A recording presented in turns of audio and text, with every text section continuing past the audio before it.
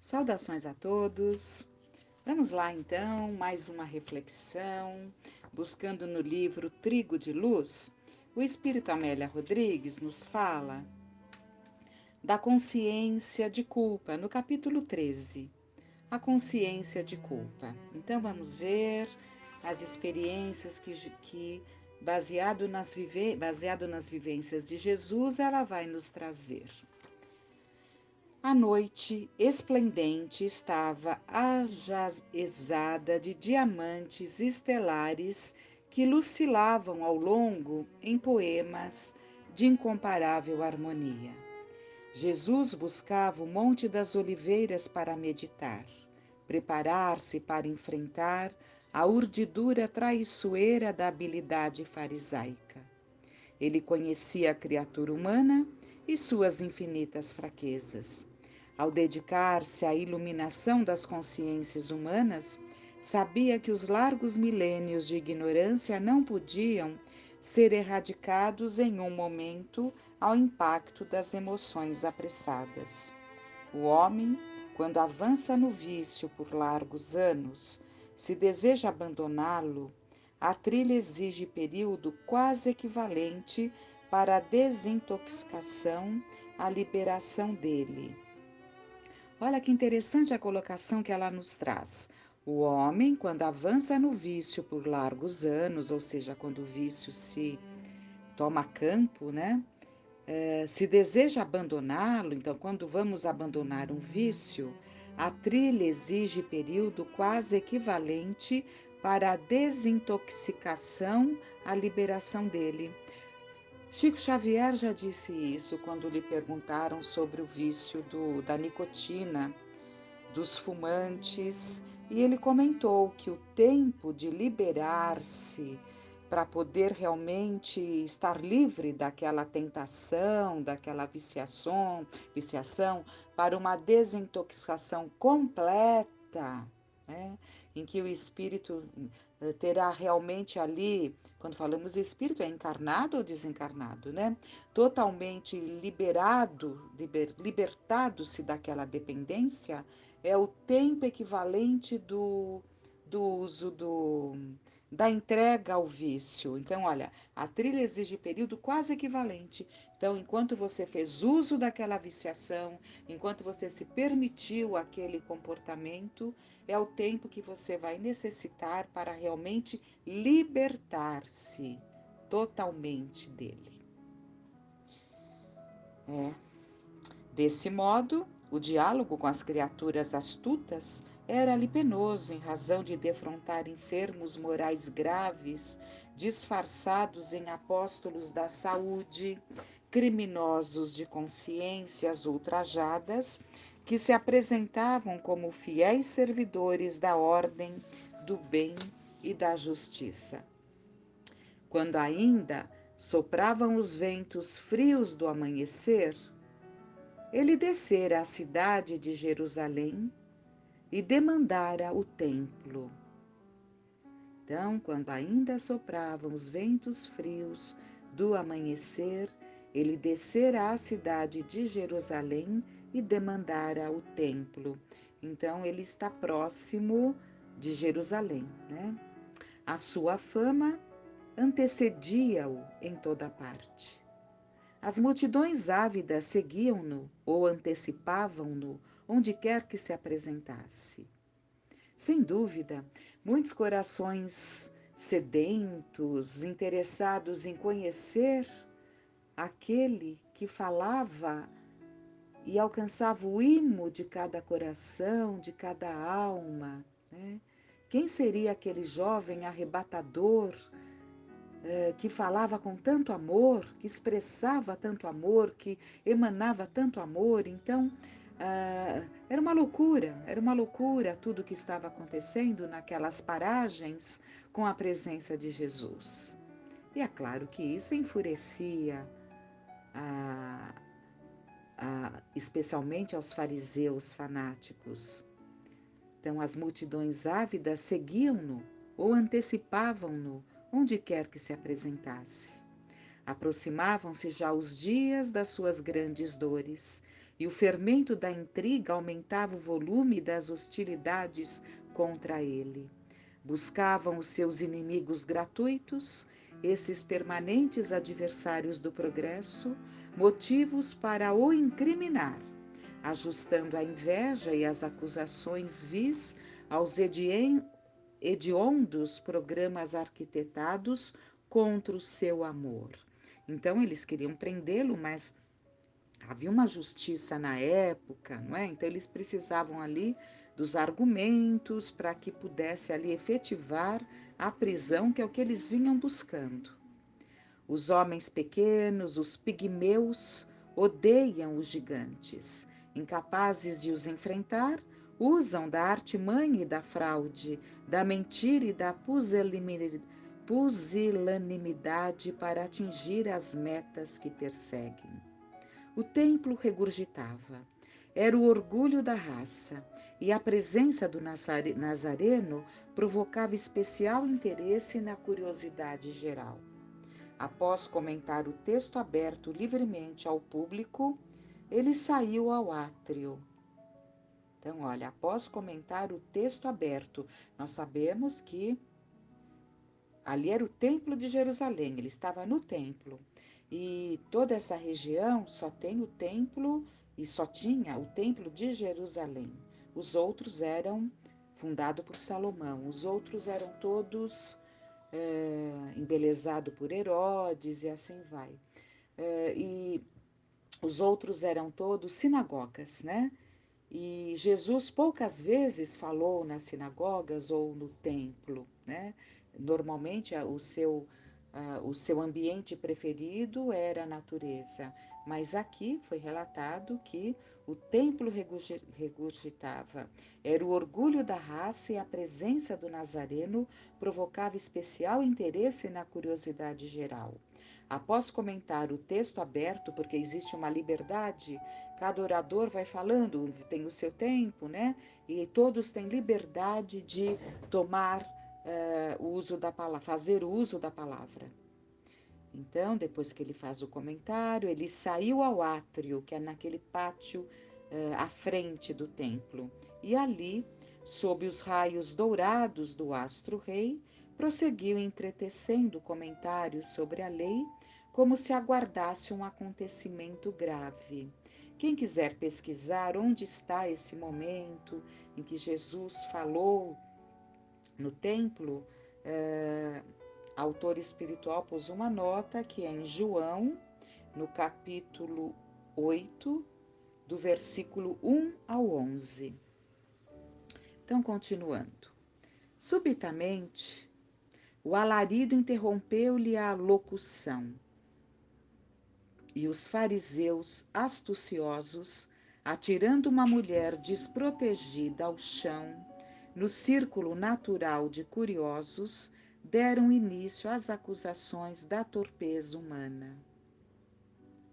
Então, ele estava ali naquela frente, né, naquele átrio do Templo de Jerusalém e um alarido, né? E ali alguns fariseus muito astutos trazendo uma mulher. Assim, jogada ao chão, né? Joga no chão ali diante de Jesus. A pobre havia sido flagrada em adultério vil e merecia a lapidação, né? Porque pela lei judaica, a mulher pega em adultério era condenada à morte. Porque ele pregava o amor, qual a atitude que se deveria tomar? Vejam, Jesus, dentro do seu povo, das suas crenças, das crenças do seu povo, ele não poderia derrogar a lei, né? Porque ele veio para dar cumprimento. E ele não poderia, então, permitir que ela fosse dilapidada, porque ele trouxe a lei do amor. Então, qual seria a atitude de Jesus? Por isso que eles trouxeram para Jesus, porque eles já condenariam, como estavam acostumados a condenar as adúlteras, mas quiseram trazer para Jesus para provocar uma reação. Então, que posição ele tomaria? Tal era a interrogação geral, hábil e perversa. Eles esperavam ali uma situação, porque dependendo da atitude que Jesus tomasse, de uma forma ou de outra, ele estaria criando uma situação delicada.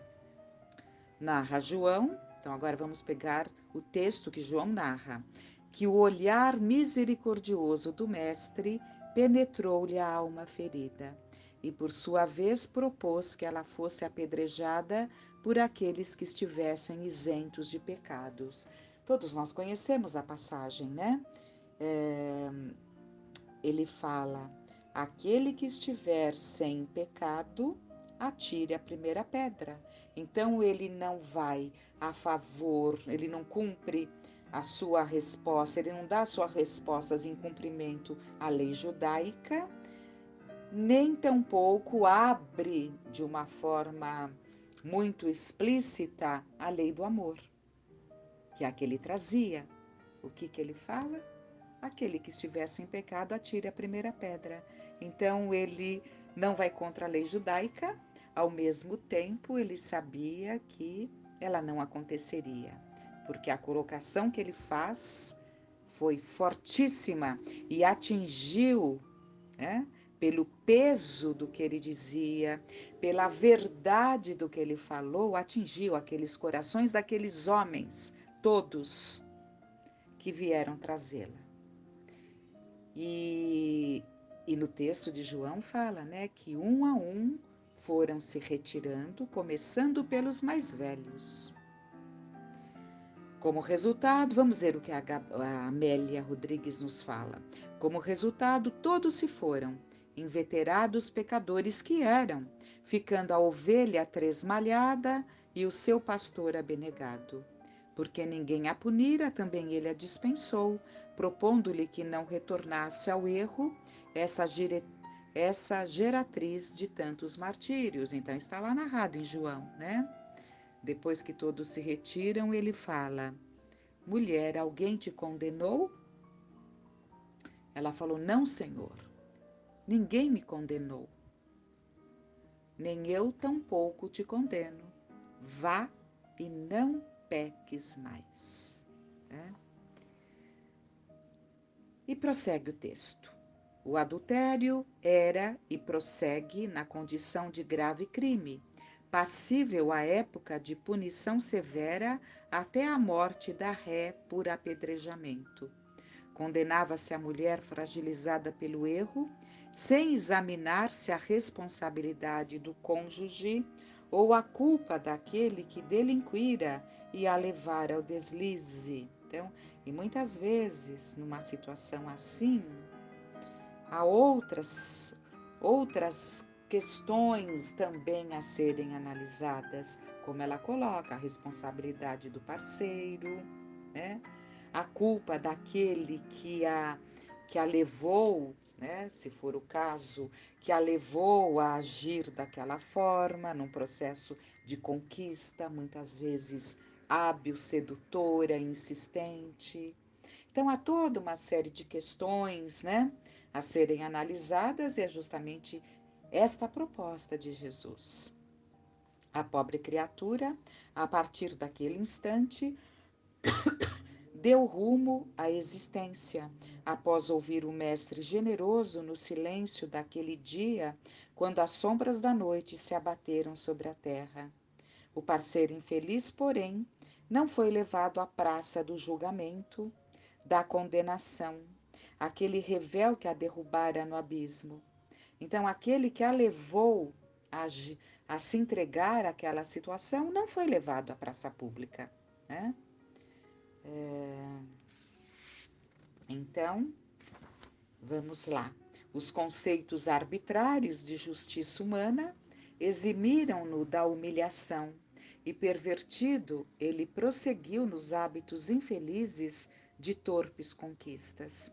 Então, essa arbitrariedade, essa injustiça humana, né, que se faz ali na análise de uma mesma situação, mas quando é um sexo, quando é outro, né, muitas vezes colocando para a mulher ali a parte principal dessas questões, né, como se ela fosse a única responsável, numa herança ali, numa herança de um aprendizado metafórico da maçã de Eva, né? Mas é uma coisa do nosso inconsciente coletivo e, e isso faz, né? Ela está falando. Ele prosseguiu nos hábitos, ela está falando aqui dos homens, né? Ele prosseguiu nos hábitos infelizes de torpes conquistas. É, ela está falando aqui não dos homens de modo geral. Ela está falando porque ela primeiro falou que ela buscou ali, né? Quando Jesus fala com ela, a pobre criatura, a partir daquele instante, deu rumo novo à existência. Agora ela vai falar não é de maneira geral como eu estava colocando, embora faça todo sentido, mas o que ela está dizendo aqui é sobre o amante, né? Sobre aquele homem que estava com ela, né? Quando ela foi pega em adultério. Ele continuou pervertido, porque ele não teve lição alguma, ele prosseguiu nos hábitos infelizes de torpes conquistas. O gavião voraz salta de uma para outra vítima indefensa, e insaciado deixa-as ao abandono destroçadas. Tornara-se deste modo um herói entre os amigos venais, que lhe exaltaram a virilidade, a capacidade de sedução. Passados os breves dias de recordação do infausto acontecimento, continuou no curso danoso da sensualidade alucinada. Os anos, porém, transcorreram rápidos para a sua licenciosidade. Havendo destruído um lar e despedaçado os sentimentos atingidos, esqueceu a dimensão do próprio crime, sem conscientizar-se dele. Então, passados os primeiros dias, ali em que ele rememorava ainda os acontecimentos, né, voltou assim aquele tipo de conquistador que ele, da forma como ele vivia. A culpa, no entanto, urde nas telas do infinito os meios de reparação, e ninguém foge de si mesmo.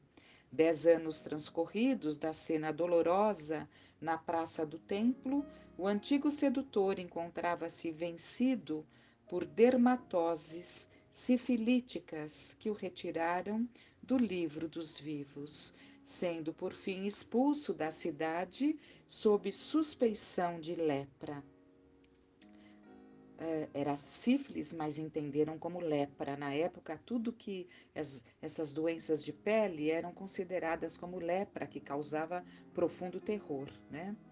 Após vagar sem rumo, ao quebrado quão infeliz, passou a recordar-se das suas vítimas. Quando quase desfalecendo, foi recolhido na casa do caminho, na estrada de Jope, né? Então já ali Pedro, né? Pedro ali que deu continuidade ao trabalho junto dos discípulos, ali na estrada de Jope. Ali recebeu das mãos de Simão Pedro o tratamento adequado e o apoio moral para a sua exulceração íntima. Ouvindo falar de Jesus, não pôde fugir ao fascínio do Mestre, e o pranto de arrependimento tomou com frequência. Numa noite, quando se sentia reanimado ante a paciência e gentileza do ex-pescador, narrou-lhe o drama íntimo com imensa dor na alma, agora que pensava de forma diferente.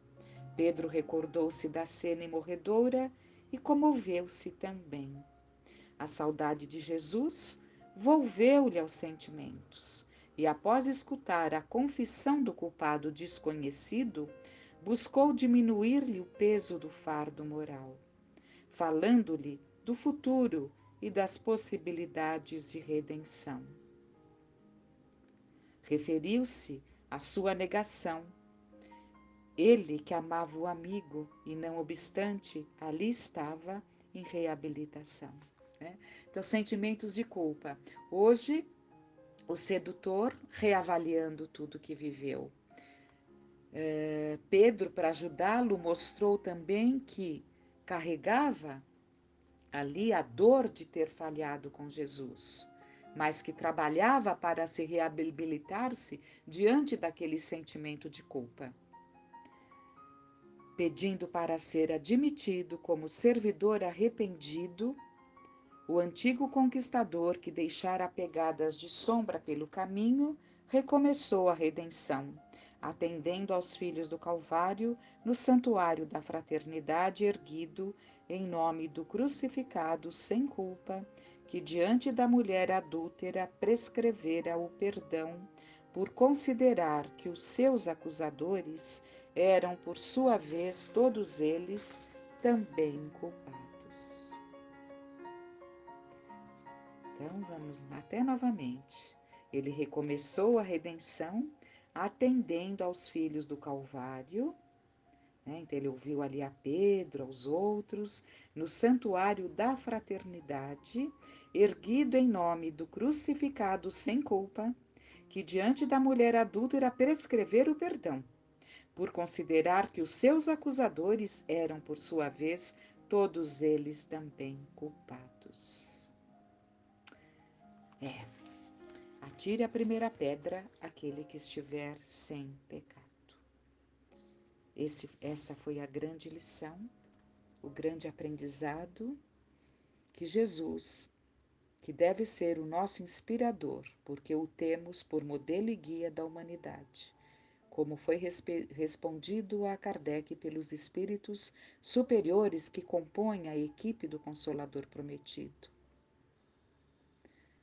Que possamos meditar e que fiquemos em paz.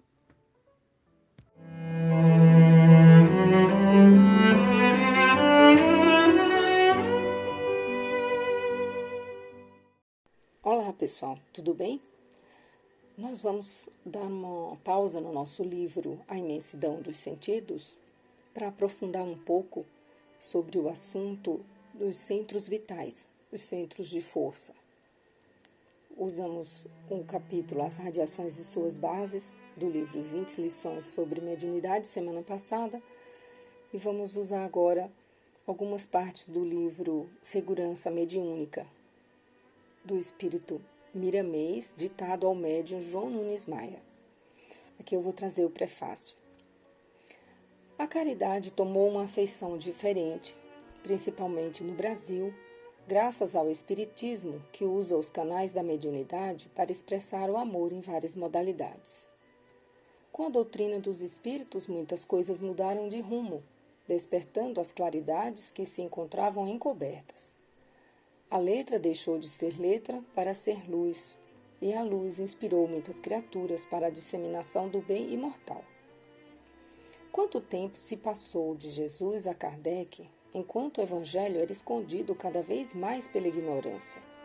No século XVI, ele eclodiu com Martinho Lutero, procurando ser difundido como a promessa do Divino Mestre. No entanto, foi logo distorcido nos seus mais puros fundamentos, porque a violência não pode conviver com o amor, e a caridade sem obras oriunda do egoísmo é morta. As guerras religiosas devastavam o planeta, a fome de esperança aniquilava todas as comunidades da Terra e a paz fugia dos corações humanos. A humanidade sofria e a dor começava a passar dos limites, transformando-se em oração.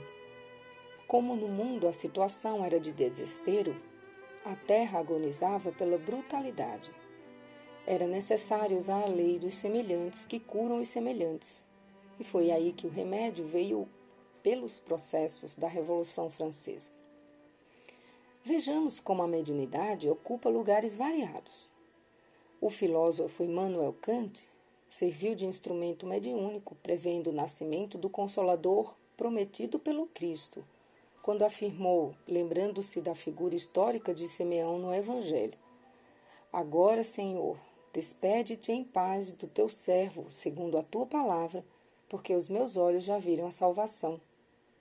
E, de fato, quem libertou o pensamento das entranhas da prepotência para fazer surgir a doutrina espírita, foi a Revolução Francesa, cujas aspirações deveriam ter sido consolidadas por Napoleão Bonaparte. Kant despediu-se da Terra com grande tranquilidade no ano de 1804, e nesse mesmo ano nasceu em Lyon o futuro instrumento das forças espirituais para consolidar as promessas de Jesus e fazer reviver o cristianismo primitivo do Senhor, abrindo caminho na amplitude de seu desejo para a educação dos povos. A mediunidade passou a ser, então, canal de respeito entre os homens, porque por ela surgiu a terceira revelação. Não é estática como as outras, mas progressiva, de modo a acompanhar a marcha de ascensão dos seres humanos. A doutrina dos espíritos vem mostrando em toda a sua volumosa literatura que a função mediúnica se apresenta a todos os povos, como a todas as organizações humanas. Basta que prestemos atenção nos fatos para encontrarmos essa verdade.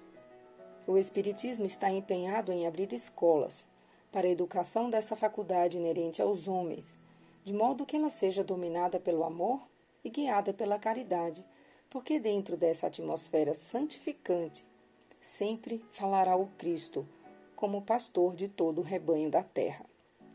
E pelo que vemos na postura dos políticos modernos e no comportamento dos homens em geral, parece que a dor passa dos limites dos fardos a serem carregados e começa a se transformar em rogativa ao Senhor novamente.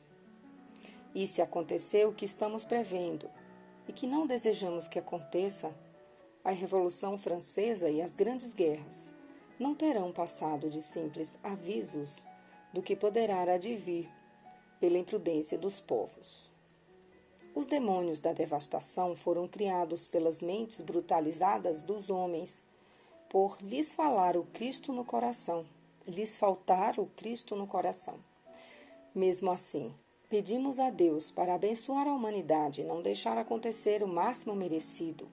Apelamos à misericórdia do Senhor para que deixe acontecer, se assim preciso for, o mínimo. E é sempre a mediunidade que dará nascimento aos movimentos de paz e de guerra, dependendo da sintonia espiritual do médium líder de um grupo social. Mas como não devemos pensar em destruição, ocupemo-nos da mediunidade traçada por Allan Kardec e ampliada pelos espíritos superiores, para que possamos fazer nascer a paz dentro de nós mesmos, porque essa paz, com as mãos do tempo e a vontade de Deus, irá avançar e atingir toda a terra, todas as criaturas.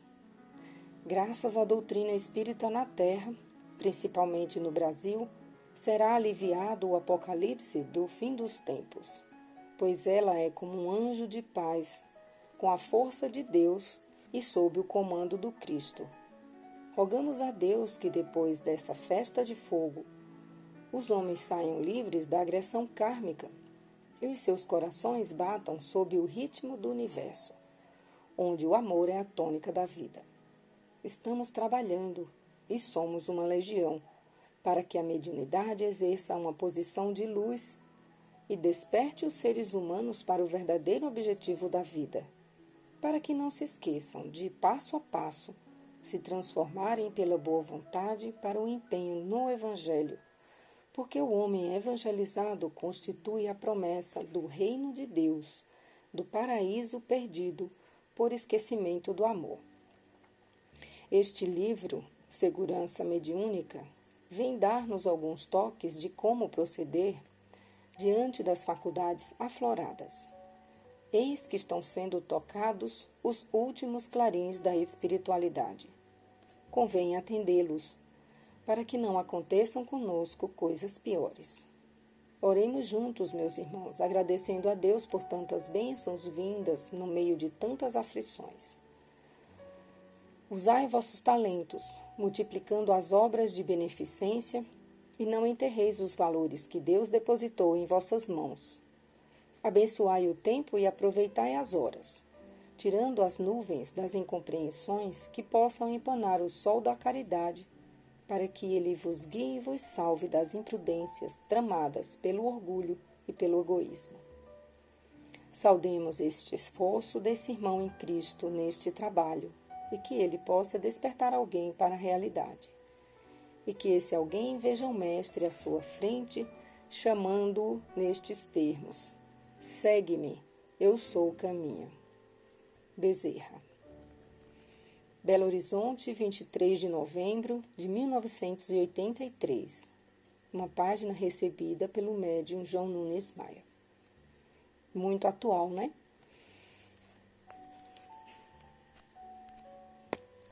Vamos ao primeiro capítulo. Segurança mediúnica. A mediunidade é um dom, um atributo do espírito, que nasceu juntamente com a mônada, nos primórdios da sua delicada existência. A mediunidade não depende de qualidades humanas para existir na sua função natural. No entanto, há leis que asseguram a sua posição no campo em que opera. O médium pode transmitir mensagens de alto teor educativo e científico em favor da humanidade, como também servir de canal para espíritos zombeteiros ou pseudo-sábios. Essa variação está na dependência de como o médium leva a sua vida, seus sentimentos e as condições espirituais que vibram em seu coração. Para tanto, não basta somente boa vontade. É necessário ter compreensão do objetivo do seu mandato e trilhar os caminhos que a ordem e a moralidade impõem, numa vida pautada nas diretrizes da luz espiritual. O candidato a médium deve suprimir da sua mente toda ordem de vaidade, todo tipo de impulso que o leva para o orgulho e a prepotência, sempre se esquecendo das ofensas recebidas. Esse deve ser o primeiro preparo, pois a agressão certamente virá ao seu encontro, para testá-lo no que já aprendeu sobre o verdadeiro amor. Podemos chamar os testemunhos de marcas do Cristo. Todo aquele que deseja ser seu discípulo encontrará espinhos nas suas pegadas. Não pode existir mediunidade iluminada sem fé, que é uma semente divina que haverá de nascer no coração do instrumento da verdade. O intercâmbio com os espíritos é muito desejado por todos que chegam à doutrina espírita, sem conhecer o engenhoso processo porque devem passar os companheiros de aprendizado. Se a mediunidade é fato natural no ser humano, a razão adverte-nos de que o seu desenvolvimento não pode desobedecer à sequência da naturalidade. Toda violência nesse campo tem como resposta o desastre e o desequilíbrio psicossomático. O erro que se nota em muitas casas espíritas é a tendência de forçar o desenvolvimento das faculdades mediúnicas, numa chamada insistente de espíritos de todas as qualidades, para que possam se apossar das pessoas presentes às reuniões. Sentam-se à mesa com vontade de servir, não resta dúvida, mas se esquecem das consequências que advirão da falta de habilidade, na ânsia de fazer o melhor. Os diretores das sessões, comumente, são desprovidos de experiências para lidar com o invisível. Comandam uma reunião chegando às carreiras e não despregam os olhos do relógio para uma volta apressada, queimando assim todo o material fluídico que os espíritos trazem por amor e caridade. E aquele magnetismo da pressa espraia-se pelo ambiente todo, fazendo-o esquecer-se da incumbência que o levou àquela reunião, cujo objetivo é levar a tranquilidade a todos e o entendimento aos espíritos menos esclarecidos. A base de uma reunião elevada é, pois, a segurança mediúnica, que se faz através da sabedoria do medianeiro, aliada ao amor incondicional. Se és candidato à mediunidade, se palpita em teus sentimentos a vontade de servir de instrumento à comunicação dos espíritos, analisa quem és, para saberes com quem haverás de te comunicar. Não podemos deixar de descrever o que se processa no trabalho mediúnico desafisado àquele que desconhece a realidade espiritual. Entre dois corpos que o espírito usa para comandar o físico, o astral e o etérico, encontra-se estruturado um filtro, muito parecido com uma tela sutil, altamente trabalhado pela natureza, em conexão com a inteligência suprema que de nada se esqueceu a nosso favor. Essa tela etérica, no dizer dos estudiosos das coisas espirituais, serve de barreira à comunicação constante entre os dois mundos, permitindo tão somente o intercâmbio com os espíritos superiores, já que essa tela dá passagem aos fluidos puríssimos que provêm das altas esferas. Assim como o filtro de um lar dá passagem facilmente à água já pura, sem ceder lugar ao líquido poluído, o mesmo se passa no campo do espírito. Todavia, é interessante saber que essa tela etérica pode romper-se, e isso acontece com frequência. Aí, o próprio médium, ao desenvolver-se, manifesta desequilíbrio em todos os setores da sua sensibilidade. Essa tela é feita de átomos espirituais altamente afins, que se congregam por atração magnética da própria consciência, com o auxílio dos guias do tutelado. Mas ela se rompe por variadas causas, contrárias às leis naturais, como o fumo, que se volatiliza no seu uso exagerado e corrói a tela sutil desse filtro fluídico que protege o medianeiro. O mesmo ocorre com o álcool, a carne em demasia e as drogas. Na parte mental, vamos encontrar os maiores inimigos dessa segurança mediúnica, que são o ódio, a vingança, a maledicência, a brutalidade, a usura. Pensamentos que envolvem tais sentimentos provocam uma espécie de curto-circuito na tela etérica, rompendo seus delicados filamentos e colocando o médium em estado de dependência com os espíritos inferiores. Eis aí a obsessão, desequilíbrio presente em grande maioria dos medianeiros em todo o mundo. Ainda existem outros perigos que mencionaremos depois, quando surgir a oportunidade de conversarmos pelos meios da escrita e da presença espiritual. Como já relatamos, a mediunidade não depende da moral do médium, mas a mediunidade com Jesus Cristo depende de autoaprimoramento nos conceitos do Evangelho. Somente a vivência dessa filosofia transcendental ensinada e vivida pelo Mestre aparelha o medianeiro para ser um verdadeiro instrumento da verdade, do amor e da caridade. Quem não deseja modificar o sistema de vida que leva nas hostes do Espiritismo, condensado por Allan Kardec nos livros basilares da doutrina, é bom que não tente ser ponte para aqueles que já foram para o mundo espiritual. O canal sujo suja a água que vem do céu. E se atraímos o nosso semelhante pela lei dos afins, o médium consciente do seu dever sabe a que tipo de entidade estão servindo as suas faculdades. Se desejas fazer o bem a quem caminha contigo, ama muito, mas não te esqueças de instruir sempre. Educa em todos os momentos, mas lembra-te constantemente de aplicar a disciplina em teus passos. Fala nas horas certas, sem te esqueceres de vigiar o que dizes, para que possas dizer, na amplitude dos teus trabalhos, sem exigências, como falou o grande apóstolo dos gentios: o Cristo em mim é motivo de glória.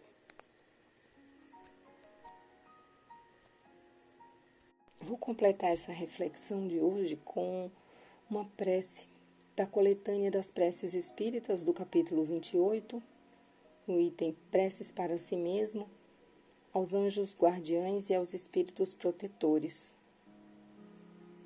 11. Instrução preliminar. Todos nós temos um bom espírito que está ligado a nós desde nosso nascimento e que nos tomou sob a sua proteção. Desempenha junto de nós a missão de um pai junto a um filho, a de nos conduzir no caminho do bem e do progresso no decurso das provas da vida. Fica feliz quando correspondemos aos seus cuidados e sofre quando nos vê fracassar. Seu nome pouco importa, pois pode não ter nome nenhum conhecido na terra. Nós o invocamos então como nosso anjo guardião, nosso bom amigo espiritual. Podemos até mesmo invocá-lo sob o nome de um espírito superior, pelo qual sentimos particularmente uma simpatia especial. Além do anjo guardião, que sempre é um espírito superior, temos os espíritos protetores, que, embora menos elevados, são igualmente bons e generosos. Eles são geralmente parentes, amigos ou quaisquer pessoas que não conhecemos em nossa existência atual.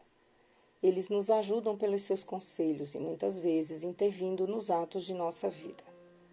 Os espíritos simpáticos são os que se ligam a nós por uma certa semelhança de gostos e tendências. Podem ser bons ou maus, conforme a natureza das nossas inclinações, que os atraem para nós. Os espíritos sedutores se esforçam para nos desviar do caminho do bem, sugerindo-nos maus pensamentos. Eles se aproveitam de todas as nossas fraquezas e também de tantas outras portas abertas que lhes dão acesso à nossa alma, aos que se agarram a nós como a uma presa, mas se afastam quando reconhecem sua impotência para lutar contra a nossa vontade. Deus nos deu um guia principal e superior em nosso anjo guardião e guias secundários nos espíritos protetores e familiares. É um erro acreditar que forçosamente temos um mau espírito colocado perto de nós para contrabalançar as boas influências. Os maus espíritos vêm voluntariamente desde que encontrem acesso em nós, pela nossa fraqueza ou pela nossa negligência em seguir as inspirações dos bons espíritos. Portanto, somos nós que os atraímos. Resulta disso que nunca se está privado da assistência dos bons espíritos e depende de nós o afastamento dos maus. Por suas imperfeições, o homem é o causador das misérias que suporta. Ele é, na maioria das vezes, seu próprio mau espírito que ele pensa que o atormenta. Uma boa semana a todos.